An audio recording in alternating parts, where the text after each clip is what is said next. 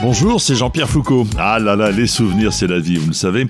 Et ma vie est faite des souvenirs que j'ai en commun avec vous.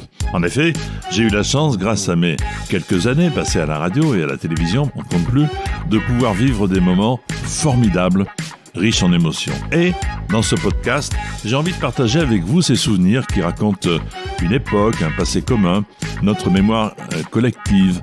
Johnny, Sophie Marceau, Lynn Renaud, Gainsbourg et tant d'autres.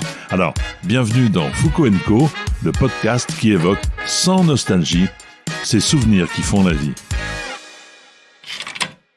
Aujourd'hui, je vous raconte le jour où j'ai reçu Nana Mouskouri à Sacrée Soirée.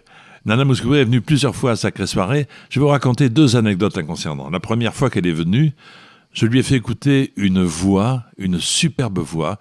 Le rideau était fermé, en lui demandant si elle reconnaissait une artiste qui chantait.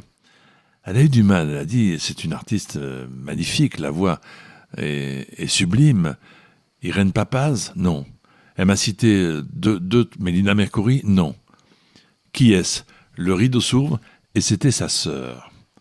Et en réalité, lorsqu'elles étaient jeunes, les deux voulaient embrasser la carrière de chanteuse.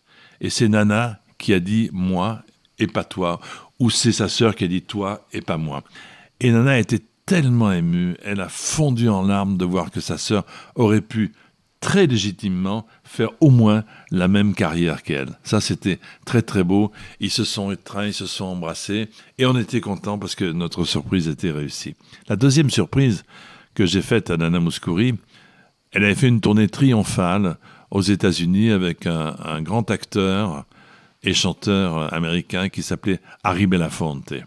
Harry Belafonte, c'était une idole américaine. Regardez un peu sur vos tablettes qui est Harry Belafonte et vous allez comprendre. Et cette tournée a été couronnée de succès et j'ai demandé à Nana de l'évoquer sur le plateau de Sacrée Soirée sans qu'elle sache que nous avions pris un billet de Concorde pour que Harry Belafonte puisse faire l'aller-retour New York-Paris. Et lorsque le rideau s'est ouvert et qu'elle a vu Harry Belafonte arriver, là aussi ça a été absolument magique. Il s'est assis sur le coin du canapé et ensemble a cappella, ils ont chanté Chick to Chick, l'un des succès qui faisait le triomphe de cette tournée américaine. C'était magique parce que c'est surprise parce que nous avions une chance étonnante, c'est d'avoir des moyens considérables pour faire l'émission. Parce que c'était simple de dire il prend Concorde, mais il fallait payer Concorde. Les compagnies ne t'offrent rien, etc. Mais nous avions les budgets nécessaires parce que c'était l'émission de télévision la plus suivie et donc qui rapportait sans doute beaucoup d'argent à la chaîne. Nous avions un budget conséquent et on avait pratiquement peu de limites pour pouvoir construire ce qu'on avait envie de construire. Moi, combien de fois Francis Bouygues, qui était le patron de la chaîne, a vu une émission en disant prenez mon avion demain, allez-y, allez chercher la personne.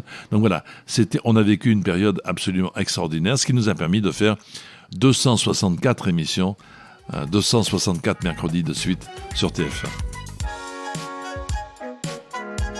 Dans le prochain épisode, rendez-vous avec les caprices de Maria Carré.